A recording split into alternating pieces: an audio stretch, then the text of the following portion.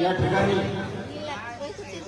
मराठा योद्धा मनोहर जरांगे पाटील यांचा आगमन आपल्या या छोट्याशा ज्या घरामध्ये झालेला आहे, तरी या ठिकाणी त्यांचं औक्षण आपल्या मातामावल्या या ठिकाणी करत आहे.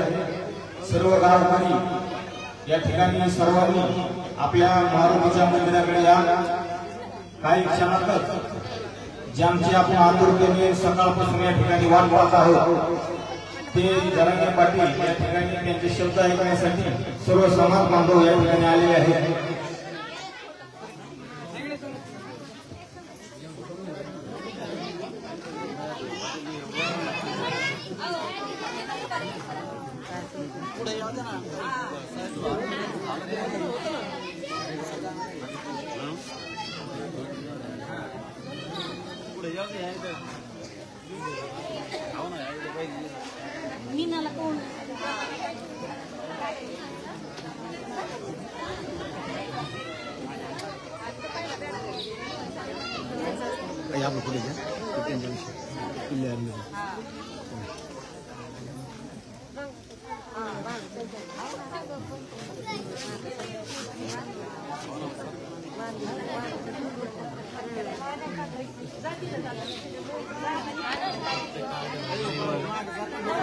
गाव इकडे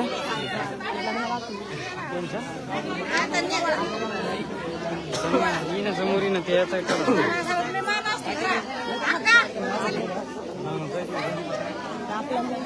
समोर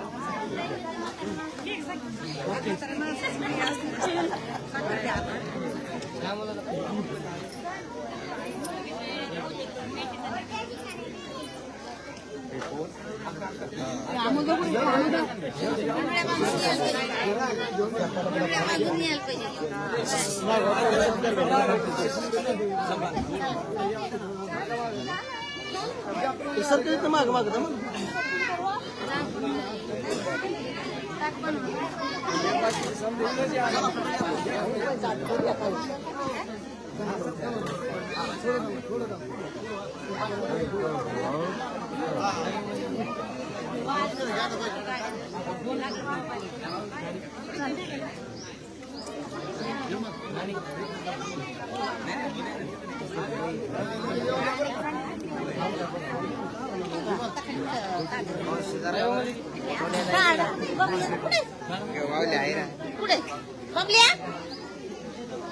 मोबाईल कुठे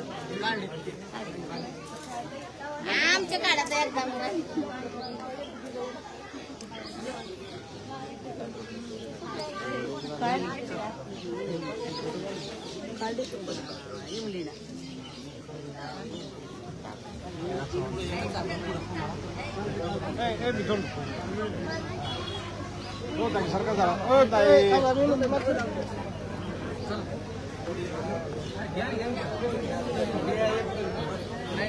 इकडे बाला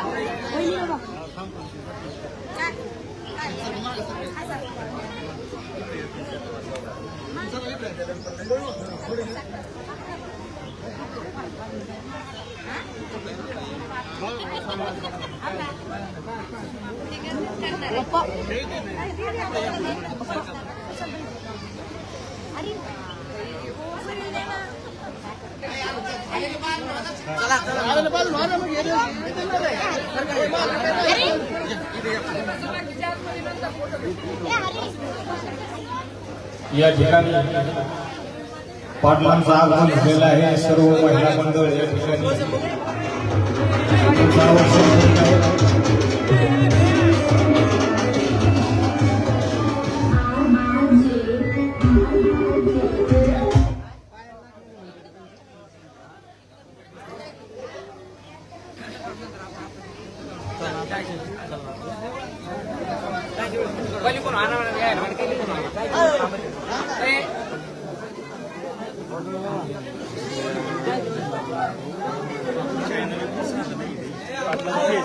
मागू नको दाखवू.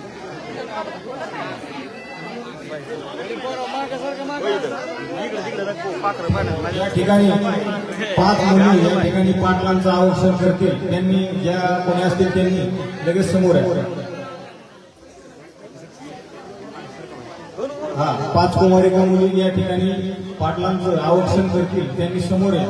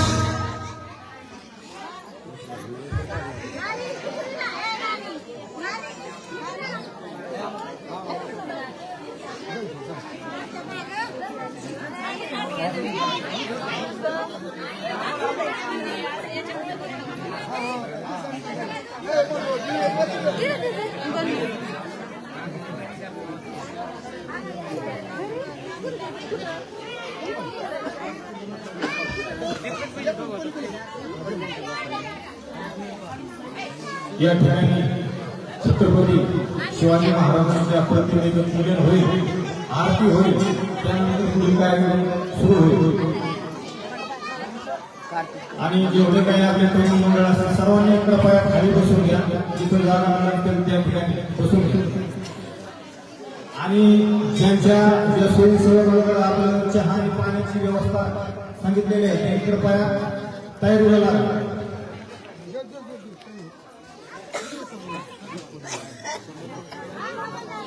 सर्व स्वयंसेवक तरुण मंडळ यांनी आपले काम करायला लागा.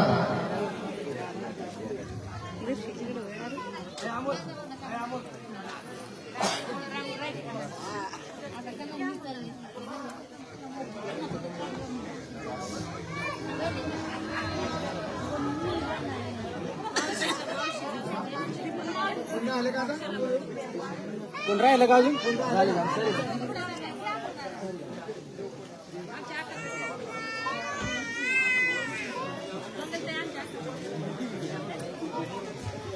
या ठिकाणी पाटलांचं आगमन झालेलं आहे. सर्वांनी एक गर्जना करा, आपल्या सर्व गावाच्या वतीने एक गर्जना.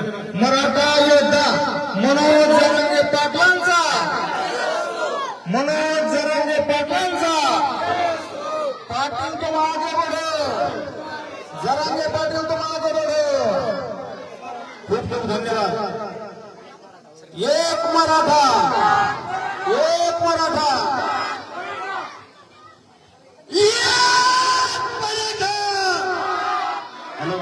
छत्रपती शिवाजी महाराज की जय.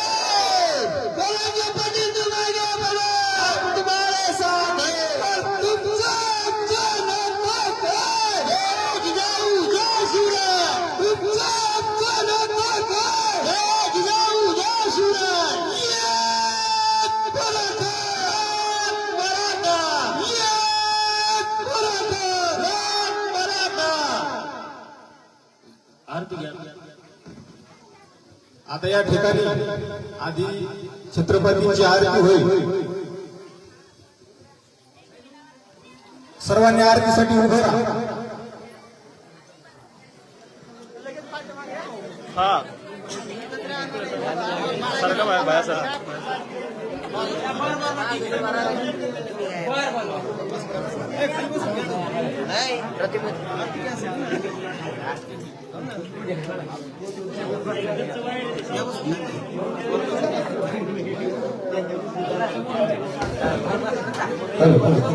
या ठिकाणी प्रतिनिधी पूजन होणार आहे. आणि त्यानंतर आपण ज्या क्षणासाठी सकाळपासून वाट पाहतो ते पाटलांचे शब्द आपण ऐकण्यासाठी आतुर आहोत, ते आपल्याला संबोधित करतील. आता लगेच छत्रपती शिवरायांच्या प्रतिमेचं या ठिकाणी पूजन होईल व त्या ठिकाणी नंतर पुढील कार्यक्रम होईल. या ठिकाणी सर्वांनी खाली बसून, खाली बसून हॅलो. तरुण स्वयंसेवक यांनी चहा पाण्याची व्यवस्था ठिकाणी करायची आहे.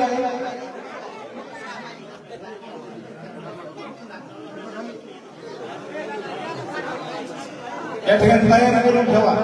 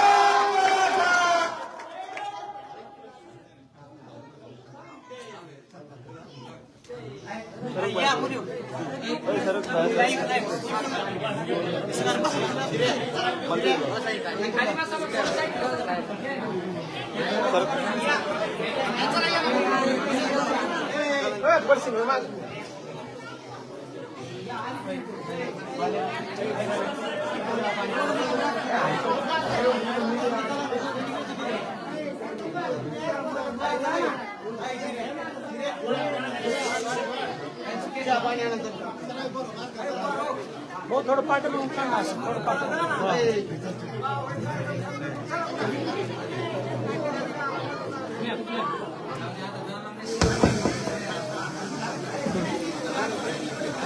या ठिकाणी 5 कुमारी मुली या ठिकाणी पाटलांचा औक्षण करतील.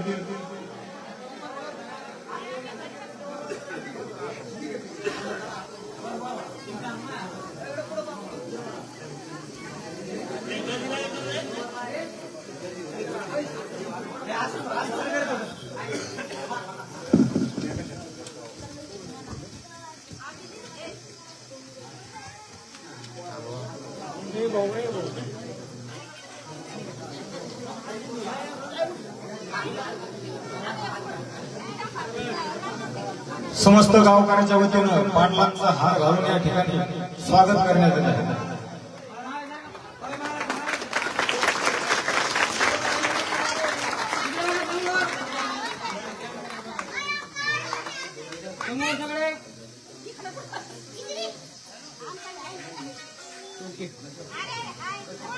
या ठिकाणी सर्व बांधवांनी बसून घ्या.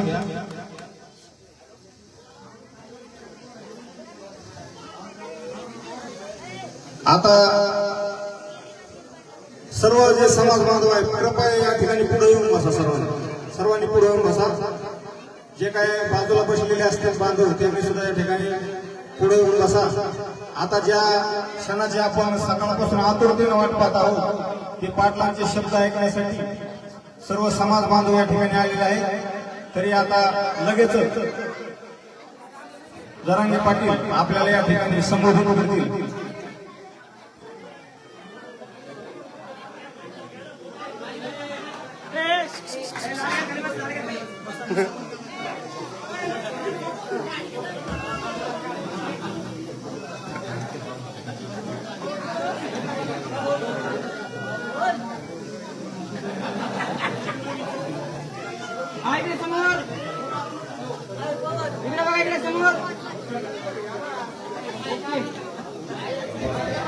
आता या ठिकाणी आपल्याला पाटील या ठिकाणी संबोधित करतील. त्यांचे शब्द ऐकण्यासाठी जे आपण आतुर आहोत मी माईक त्यांच्याकडे या ठिकाणी सुपूर्द करतो.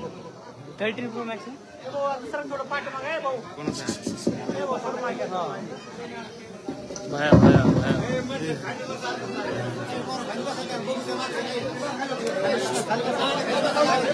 आपल्या कराला गावातील चालणाऱ्या सगळ्या बांधवांना माझा मानाचा जय शिवराय.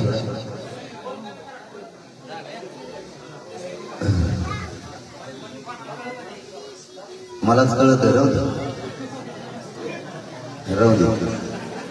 सगळं मलाच कळत होतं. टेन्शन नव्हतं. काही काढाकाढी करताना सगळा खेळ पण गेला नव्हता.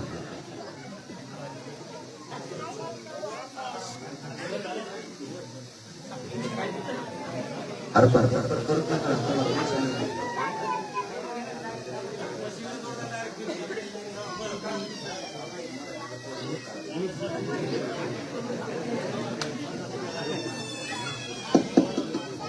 आवाजाला लागला आता राहू दे. आवाज मी मोकळं बघतो राहू दे. तो आहे ते बंद करशील परत.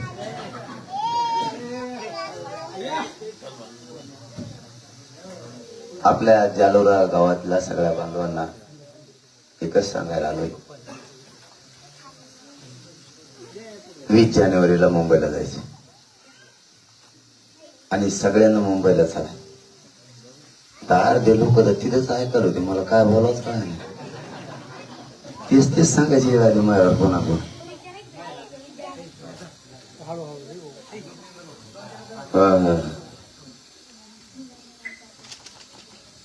आपल्याला आरक्षणाची लढाई आता अंतिम टप्प्यात आली. तुम्हाला बी हे मंदिर आठवतंय. मला आठवतंय. राहणार ही म्हणायची नाही राहणार काय बी राहणार आम्ही रानातल्यालाच फोन करायचो येत आम्ही म्हणायचो येतं शेत कोणाच्या शेजारी रे तेव्हाच आमच्या लावबर त्याला फोन रानात दिसतोय का हे रानातच नाही लय त्रास सांगितला आज कशामुळे ते आनंद वाटतोय इतका संघर्ष 13-14 वर्ष केला काय होईल दाखवता आज याचा आनंद का होतोय मागचे दिवस का आठवायला लागले मराठ्यांनी शेवटी विजय खेचून आणलाच म्हणून आनंद वाटतो शेवटी रडत पडत का व्हायना आपण गोदापट्ट्यातला लढा जिवंत ठेवला होता आणि आज त्याला इतकं यश प्राप्त झालं तर महाराष्ट्रातल्या सगळ्या मराठ्यांनी ही लढा स्वतःच्या हातात घेतला आणि स्वतःच्या हातात घेतल्यामुळं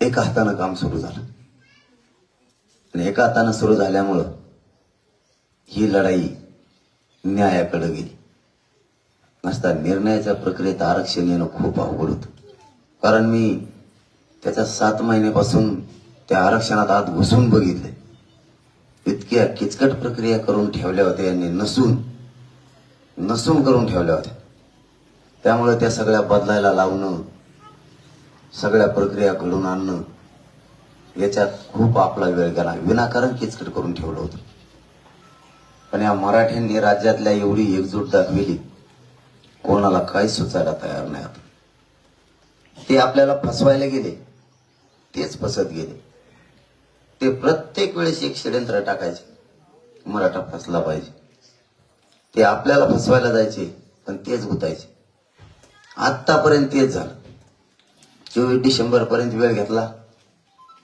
तेच फसले त्यांचा गैरसमज होता म्हणजे मला आत्ता लक्षात आलाय म्हणून मी मराठा समाजाला सांगायला लागलो त्यांना असं वाटत होतं आंदोलन चाललं 15 दिवस महिना चालत आपण वेळ वाढून घेत जायचा असा अंदाजा दिसतोय बरं का ह्या पॉप कतरून जाते मराठी पण हे आंदोलन जसं जसं पुढं चाललं तसं वाढत चाललं आणि त्यांच्या लक्षात आलं हे कमी होण्याऐवजी मराठी कटाळण्याऐवजी हे तर कोटीत एक झाले आता म्हणजे त्याचा फायदा सुद्धा आपल्याला एका प्रकारे झालेला आहे मराठा समाज एक करण्यासाठी ताबडतोब जिकडे तिकडे जर झाला असतं तर मराठा समाज जो 70-80 वर्षापासून एकत्र आला नाही ते आला नसतं त्याच्यामुळे आपला तो एक चांगला फायदा झाला एक तोटा झाला थोडं उशिरा आरक्षण मिळालं पण त्याच्या अगोदरचा एक फायदा झाला कानाकोपऱ्यातला सगळा महाराष्ट्रातला मराठा एक झाला हे आपला मोठा फायदा झाला आणि ते सुद्धा तेवढंच महत्वाचं होतं आरक्षण जेवढंच महत्वाचं आहे तेवढीच आपली एकजूट महत्वाची होती नसता गर्दीत एकामेकाला ढकलेलं ना तरी भांडणं करत होते मुद्दाम ढकलेल्या संबंधित येणे राजकारणाचा पहिला डाव काढला मग आता जर ढकलून खाली जरी पाळला ना तरी उठते ते म्हणतो नाही मुद्दाम नसन लागलं चालता उघड असेल एवढी एकजूट झाली आपल्याला साधे लग्न होत नव्हते आता तुमच्या गावचं पण उदाहरण साधं लग्न झालं असे 1300 लग्न झाले बरं का आता 1301 हे आत्ताच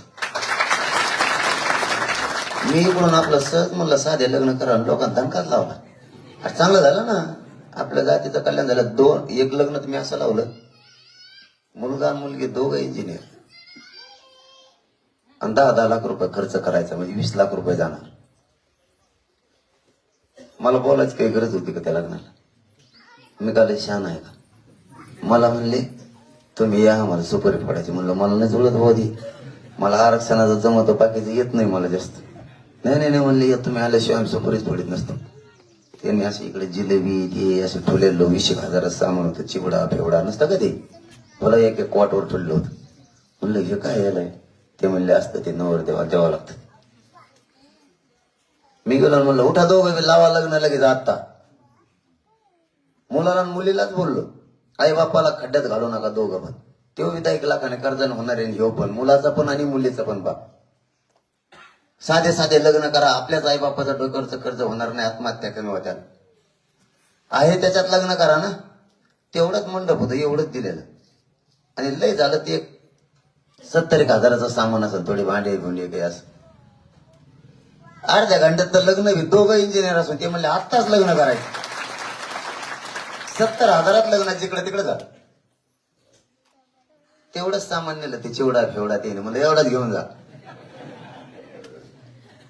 लागलं सोयला बांध फोडायची एक बंद करा. तेवढं बंद झालं का टेन्शनच गेलं मराठीच. एवढं सगळं बांधा नको फोडी देत का टोकरी ते रानात जाते बसतात खोपऱ्यान टोकरी. काय टोकरी तर एखादा जर पाऊस मोठा आला शेतात नुकसान झालं तर कोणाला देता का शेत पावसाला देता शेत तुम्ही. मग रानात जाऊन ते बांधा खोरप्यान कम टोकरी तर उगाच पाहिजे पाहिजे तिकडे वावर सगळं पडत बसते टोकरी बंद उद्या बसून. महाराष्ट्रातल्या खूप लोकांनी बांध सरळ केले बरं का. मी इथून म्हणतोय आणि मीडियाच्या बांधवाच्या माध्यमातून या राज्यात जाते. लोकांनी तिकडेच बांध टाकलेत काही एक फूट सोडून दिला वा म्हणते फोन करून सांगते आम्ही एक फूट सोडून दिलं. काय फरक पडला थोडं सोडले नाही. तुमचे भांडणं कमी द्या आणि दारू प्यायच्या गावातल्या बंद करायचं सांगा. मराठ्याला एकदा आरक्षण मिळालं मराठ्यांच्या पोरांना दारू सोडल्या मराठी सुधारले म्हणून समजायचं. त्याने टाकलेलं जर असलेलं त्रास होतो. मग कार्यक्रमच केलाय खाली एक जण मी सांगितलं तुम्हाला त्या करंजाळ्यात हे अशी टप्पू चप्पल होती त्याच्या पायात आणि ते त्याच्या चालीत आलं माझ्याकडे फोटो काढायला. ते पुढून आलं आणि त्याने असा दणका आणला माझ्या पायाला मग नुकच उडालं अर्ध पायाच. त्याला लय रेटलं मी बोलतो लय टप्पू होतो मला रेटलंच नाही. लय प्रयत्न केले पण नाही जुळलं. हे लय नमुने एकदा आरक्षणाच होत्या या टोळीकडे बघतच मी आला. मला फक्त अंधारातून नाव द्यायचा. मला अंधारातून नाव द्यायचे गपचिप. तुम्हाला ते खवळतलं असते ना अंधारातून नाव देतो हे त्याचं मगच लागत होय. तुमच्या गावातले महाराष्ट्रातले जेवढे नाव देतात तेवढे द्या. त्या टोळीच्या मगच लागतो मी आता या आरक्षणात झालंय. बरेच शिकरूच तुम्ही कळूनच देत नाही. ते संध्याकाळीच कळत येत कोणी दिवसा कळूनच देत नाही काय खाते येत काय नाही. एकामेकाला परत वास येतो विचारते काय जरा खाऊन येते. पण मी लय पुढचा आहे तुमच्या भावा. मी रातची 9च्या पुढे हातात हात सुद्धा देत नाही. अजिबात नाही देत. त्याने हात धरला फोटो काढायला सोडितच नाही ते मला. 7-8 फोटो काढित आणि मी म्हणलं हात सोड ना आता. 7-8 फोटो काढित मलाच म्हणते दमदार ना तुला का दम नाही घालणार एक काढून दे ना. म्हणजे फोटो आम्हाला काढायला घोडे मलाच लवितो. 9च्या पुढे मी हातात हात द्यायच बंद करून टाकला. मी महाराष्ट्रभर फिरलो मैले फजिती केली 9च्या पुढे त्यांनी बरं का. बाकीच्या माझ्या मराठा मायबाप समाजानं खूप प्रेम केलं माझ्यावरती खूप माया केली. महाराष्ट्र मला माझ्या बापाची आईची मुलाची माया कमी पडू दिली नाही माझ्या समाजात. कारण मी 5 महिने झालं घराच्या बाहेर. माझ्या समाजानं मला लेकराची बापाची आईची आठवण सुद्धा नाही होती. इतकं प्रेम केलं आणि मी सुद्धा काय वाईट नाही करत. त्यांचे लेकरं मोठे व्हावत म्हणून मी घरदार सोडले. माझा तरी काय उद्देश. आणि मी हे पण कडेला लावणार. हे पण मी कडेला लावणार. तोवर मी उमऱ्यात शिवत नाही. माझे घरचे जर मला भेटायला यायचे असले ना समाज म्हणून हॉस्पिटलला ऍडमिट असल्यावर तरच येत नाही तर मधल्या काळात बंद. कारण मी आणखीन 5 महिने झाले दाराला शिवलो नाही आणि तेही अंतरवालीत आले नाही. कारण आंदोलन सुरू असताना कुटुंबाने माझ्याकडे यायचं. त्यांना समाज म्हणून यायचं असलं तर त्यांनी हॉस्पिटलला जसा समाज मला भेटायला येतो तसं समाज म्हणून यायचं. त्यांनी कुटुंब म्हणून यायचं. कारण माझं काम उलट आहे. लोकांचं उलट आहे. लोक म्हणजे आधी कुटुंब मग समाज. माझं उलट आहे आधी समाज नंतर कुटुंब. कारण मी या समाजासमोर ते सिद्ध सुद्धा करून दिले. मी ते सांगायला नाही आलो इथं. मी व्यासपीठावर सुद्धा मला एकही मराठा समाजाचा माणूस म्हणला नसता की तुमचं कुटुंब खाली घ्या. मी आंतरवालीच्या सभेतलं माझं कुटुंब सगळ्यात खाली उतरलं. कारण समाज खाली तुम्ही सुद्धा खाली राहायचं. या समाजाच्या पोराचं कल्याण व्हावं म्हणून ही लढाई. म्हणून तुमच्यापाशी माझा हट्ट असतो की तुम्ही सुद्धा कष्ट करा. मी तुम्हाला कुटुंब सोडा नाही म्हणत. इतके कष्ट करा की 20 जानेवारीला आपल्या गावातले सगळ्याचे सगळे माणसं मुंबईकडे आले पाहिजे. म्हणून तयारी करा आतापासून. कारण ही लढाई आपण 80% जिंकलेली आता थोडी राहिली. याच्यात माझा फायदा नाही. याच्यात तुमचा पण नाही, महाराष्ट्रातल्या घराघरातल्या मराठ्याच्या पोराचा फायदा आहे. आज तुमच्या सगळ्यांच्या पोरं या आरक्षणामुळे सुधारणार आहेत, मोठे होणार आहेत. मग ह्या लढाईसाठी लढायचं नाही, मग लढायचं कशासाठी? आपण हटायचं ठरवलंच नाही. आता मी तुम्हाला करंजाळ्यातही सांगितलं ना, आत्ताही सांगितलं, मी तुमच्यात असं नसन मला माहित नाही. ही लढाई जिवंत ठेवायची आणि पोराला आरक्षण द्यायचंय म्हणजे द्यायचं, काही होईल. मी जिवंत आहे तोपर्यंत, माझ्या श्वासात श्वास आहे ना तोपर्यंत मराठ्याच्या पदरातच आरक्षण टाकणार आहे. त्याशिवाय मी माग हटत नाही. आता मी हटत नाही. मला फक्त तुम्ही ही एकजूट फुटून द्यायची आहे. आणि 20 जानेवारीला सगळ्या गावानं मुंबईकडे चालायचे. तुम्ही आता जर मागे राहिलात ना, पोरात वाटलो झाला, मग याला जबाबदार तुम्ही, दुसरं कोणी नाही. कारण हे पोरं शिकून काय उपयोग नाही. मग तुमचा शेतात कष्ट करायचे, ते पिकं घ्यायचे आणि पोराला फीस मध्ये भरायचे. तुमचा कार्यक्रम झाला. पोरं एसटीवरच्या पाट्या वाचायला यावं म्हणून नाही शिकवित आपण. ते मोठे झाले पाहिजे, त्यांना नोकऱ्या लागल्या पाहिजे, ते अधिकारी झाले पाहिजे, त्यांच्या अंगावर सुद्धा वर्दी चढली पाहिजे. याच्यासाठी हा संघर्ष सुरू आहे. तुम्ही आता शांत नका बसू. तुमच्या हातात आणखी 10-15 दिवस आहे. रात्रंदिवस शेजारच्या गावाने जाऊन लोक जागे करा. तुमच्या गावासह शेजारची गाव तुम्ही मुंबईकडे घ्या. आपण ही लढाई जिंकत आणली. आतापर्यंत 54 लाख मराठ्यांना आरक्षण मिळाले. त्याचा फायदा 2 कोटी मराठी घेणार आहेत राज्यातल्या, 2 कोटी. ही लढाई मराठ्यांनी आरक्षणाची आता जिंकलेली आहे. आणि ओबीसी आरक्षणात जाण्यापासून देव जरी आला तरी मराठ्याला आता कोणी रोखू शकत नाही, कोणीच. कारण त्यांच्या शासकीय नोंदी सापडल्या, शासकीय नोंदी सापडल्या. त्यामुळे त्यांना आता कोणीच रोखू शकत. त्यामुळे आपली एकच जबाबदारी, नोंदी सापडलेल्या असून आपल्याला घेत नाहीत म्हणून जर उठाव केला तर लवकर घेते. आणि आपल्या जालोरा गावच्या सगळ्या माता माऊल्यांना सुद्धा विनंती, 20 जानेवारीला सकाळी 8 वाजता तुम्ही सगळे अंतरवाली द्यायचे, डायरेक्ट घराला कुलूप लावायचं. कारण करोडोनं पोरं, तुमचे पोरं मोठे व्हावेत म्हणून मुंबईला त्या दिवशी 20 जानेवारी जाणार आहे. तुम्ही फक्त अंतरवालीहून गेवराईपर्यंत त्यांना वाटा लावा द्यायचं. मायबाप म्हणून त्यांना आशीर्वाद सगळ्यांनी वाटा लावून द्यायचं. ते पोरं हटत नाहीत मग लढायला. तुम्ही तेवढंच काम करायचंय. 20 जानेवारीला सकाळी 8 वाजता अंतरवालीत म्हणजे अंतरवाली द्यायचे. घरात एक बी माणूस न राहिला पाहिजे. आपण सगळेचे सगळे माणसं अंतरवालीपासून गेवराईपर्यंत वाटा लावायला आले पाहिजे.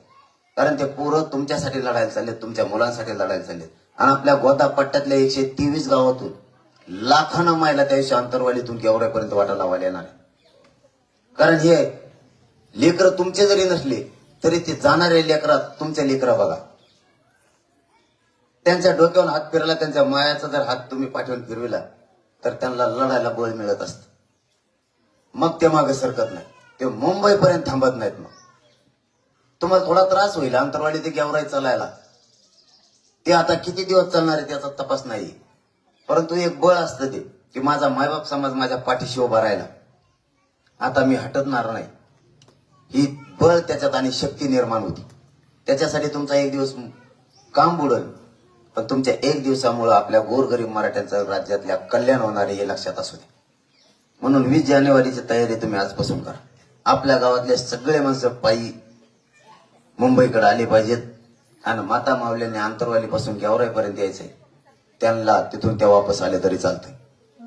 फक्त तयारी पक्की करा, ही माझी तुम्हाला हात जोडून विनंती. कारण आता जर पक्की तयारी नाही केली तर आपल्या पोरांना आरक्षणापासून ते वंचित राहतील याची काळजी घ्या. मी तर हटणारच नाही, त्याची तर काळजीच करू नका.